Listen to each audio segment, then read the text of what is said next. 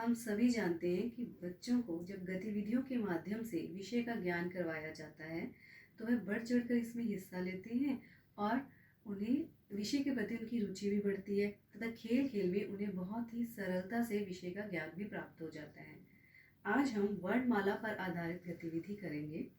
इस चित्र में तितली का एक सुंदर चित्र है बना हुआ है और जिसके पंखों पर स्वर और व्यंजन लिखे हैं और इस बाउल में मेरे पास स्वर और व्यंजन मिश्रित वर्ण हैं। बच्चे इन वर्णों को अलग अलग करते हुए स्वर और व्यंजन की तरफ लगाएंगे। जैसे सबसे पहला वर्ण है ह। ह हाथी। ह हाथी क्या है?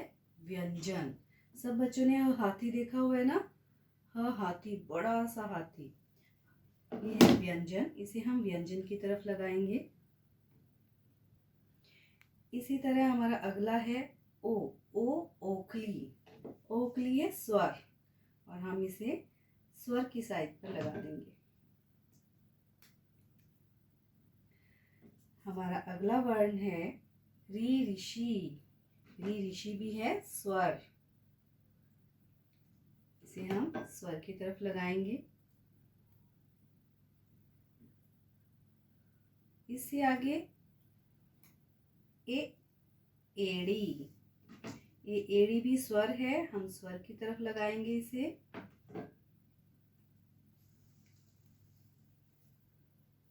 इससे अगला वर्ण है हमारा अ अनार। अरे ये भी स्वर है, हम इसे स्वर की तरफ लगा देंगे तितली के स्वर के पंखों पर। अब आगे आता है च चम्मच। ये है व्यंजन। अब हम इसे व्यंजन की तरफ लगा देते हैं। न नल। नल क्या है? व्यंजन। और नल से क्या आता है? पानी आता है। हमें पानी का सेव करना चाहिए, उसे वेस्ट नहीं करना चाहिए ना। इस तरह नल, ये भी व्यंजन है।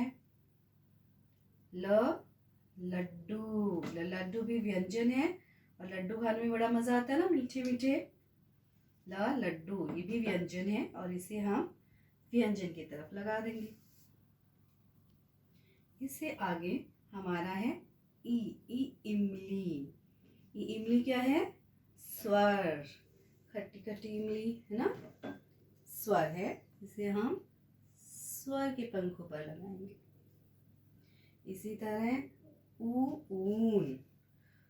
सर्दियां है ना आजकल, और ऊन से क्या बनता है? स्वेटर। ऊन भी स्वर है। आगे है हमारा कबूतर। सब बच्चे कबूतरों को दाना डालते हैं ना सुबह। गुड।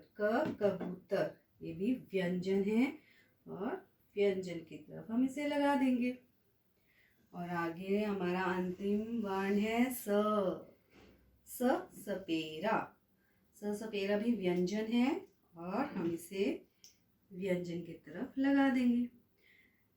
तो इस प्रकार ये हमारी वर्णमाला की गतिविधि बनी तैयार हो गई।